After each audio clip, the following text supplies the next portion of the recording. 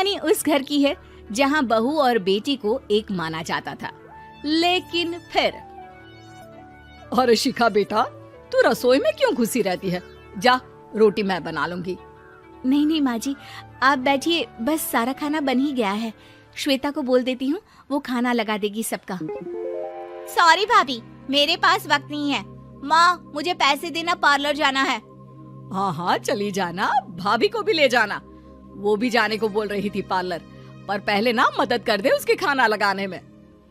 देख माँ, वो बहू है, उसे बहू रहने देना। इतना सर पर मत चढ़ा भाभी को। श्वेता, ज्यादा मत बोला कर। बहू और बेटी में कोई फर्क नहीं होता है। जा जाकर काम कर। ननद को माँ का भाभी से इस तरह प्यार करना बिल्कुल अच्छा नहीं लगता। वो बार बार किसी न किसी तरह माँ को भाभी के खिलाफ भड़काती रहती, लेकिन कोई फायदा ना होता। एक रोज, अरे बेटे किशन, जा बहू को कहीं घुमा कर ला। सारा दिन घर में काम करती रहती है। हाँ हाँ माँ, हम लोग जा रहे हैं ना गोवा। अच्छा जी, भाभी ने तो हमें बताया भी नहीं। वैसे तो सारी पंचायत करती है, ये गोवा वाली बात क्यों छुपा गई हमसे? अरे क्योंकि उसे खुद नहीं पता था बहन। मुझे टिकट सस्ती मिल रही थी तो मैंने बुक कर दिया। हाँ शिखा, पैकिंग कर ले, संडे हम जा रहे हैं गोवा। दोपहर में शिखा पैकिंग कर रही थी कि सास आ जाती है। ये क्या बहू, साड़ियाँ? अरे गोवा जा रही है घूमने या फिर शादी में मायके हैं? माँ जी, ऐसा कुछ है ही नहीं, समझ में नहीं आ रहा क्या रखूं कपड़े में। अरे तेरी और श्वेता की साइज तो एक ही है। उसके कुछ मॉडर्न कपड़े ले ले, आकर लौटा देना। हाँ माँ जी, ये ठीक रहेगा। शिखा श्वेता के पास जाती है और उससे कपड़े मांगती है। ना जी ना, मैं अपने कपड़े ना दूं। वैसे भी फैल जाएंगे मेरे कपड़े, बहुत महंगे वाले हैं। शिखा मुंह लटकाकर कमरे में आ जाती है तो सास कहती है, चल तैयार हो जा, तुझे मैं शॉपिंग करा कर लाती हूँ गोवा की। बस फिर क्या था, सास बहू निकल जाते हैं मार्केट और एक से बढ़कर एक ड्रेस खरीद कर घर आते हैं। पहले बता देती कि नए कपड़े दिलाने वाली है भाभी को, तो मैं अपने ही दे देती ना भाभी को, मुझे दिला देती नए कपड़े।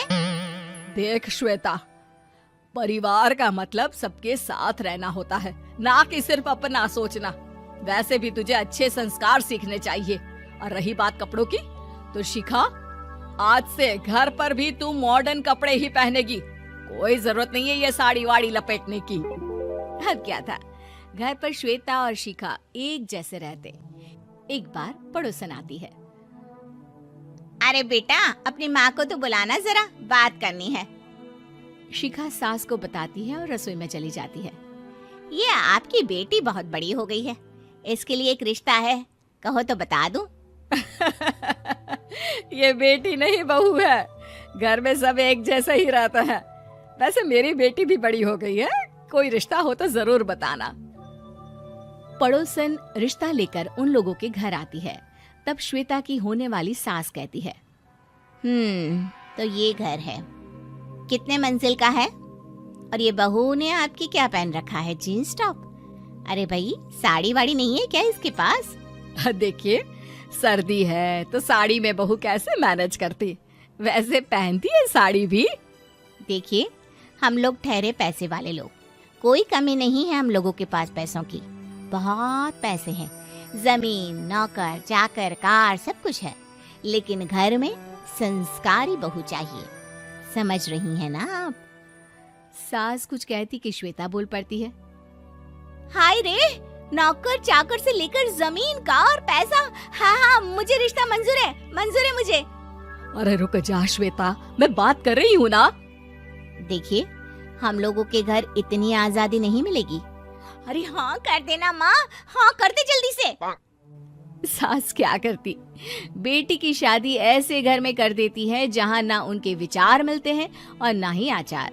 शादी के बाद एक रोज फोन पर, श्वेता बेटा, एक बार घर आ जा, बहुत दिल करता है तुझे देखने का।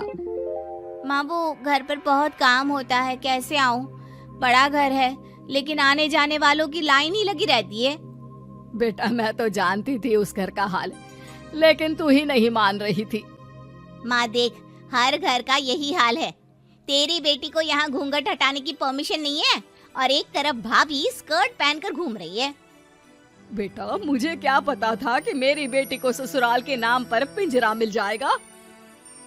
अच्छा माँ, फोन रखती हूँ, सास को गर्मा गर्म रोटी खिलानी है। तुम लोगों की तरह नहीं कि एक रोटी बनाओ, एक सब्जी बनाओ, फिर सारा दिन फ्री होकर घूमो। सास फोन तो रख देती है, लेकिन सोच में पड़ जाती है कि एक तरफ बेटी जिसे कोई आजादी नहीं, वहीं दूसरी तरफ बहू जिसे देखकर लगता ही नहीं कि उसकी शादी भी हुई है। अगले रोज। शिखा, अरे ओ शिखा। हाँ माँ, क्या हुआ? कुछ चाहिए आपको? मैं जिम जा रही थी। जिम के कपड़ों में बहू को देखकर सास को घूंघट में अपनी बेटी का ख्याल आता है। देख बहू, घर में बहू की तरह रहा कर। इतने टाइट कपड़े पहनकर जिम जाना पसंद नहीं मुझे। जा जाकर रोटी बना। रोटी? माँ, अभी तो शाम के 6 बजे हैं, इस वक्त रोटी? अब क्या मेरे खाने पीने पर भी पहरा है? अरे जब मर्जी तब मैं अपने घर में खा भी नहीं सकती क्या? बहू को अजीब लगता है। वो समझ नहीं पाती कि जो सास कल तक इतनी सपोर्टिव थी, उन्हें अचानक से क्या हो गया। वो किचन में जाती है, गरम रोटी के साथ 2 तरह की सब्जी, रायता, सलाद सब लेकर सास के पास आती है। माँ जी, खाना। इतना सारा खाना? राक्षस समझा है क्या मुझे? रोटी मांगी थी मैंने गर्मा गर्म बस। पर माँ जी, रोटी खाती किससे आप? सब्जी तो बनानी थी ना। अरे भूख मर गई मेरी तेरी बहस से। जा जाकर काम कर, अंदर पूरी रसोई साफ कर। बहू अंदर चली जाती है। थोड़ी देर में श्वेता घर आती है। अरे शिखा, जल्दी से चाय ला, पकवान बना, मेरी बेटी आई है। अरे नहीं नहीं माँ, ड्राइवर बाहर खड़ा है। मैं तो घर का कोई सामान खरीदने के बहाने यहाँ आ गई हूँ, मुझे जाना होगा। अरे बेटा, पर कितने दिनों बाद देख रही हूँ तुझे। रहने आ जाना 2-4 दिन के लिए। आ जाऊंगी माँ, जब मेरी सास मरेगी तब। मैं तो रोज मन्नत मानती हूँ कि मेरी सास मर जाए तो अच्छा है। अच्छा चल, जा रही हूँ माँ। हे भगवान, कैसे कैसे दिन देखने पड़ रहे हैं मेरी बेटी को। सास अंदर जाती है, जहाँ श्वेता की जिम वाली सहेली का फोन आया होता है। क्या बात है, आज जिम नहीं आई? अरे पता नहीं यार, आज माँ को क्या हो गया अचानक।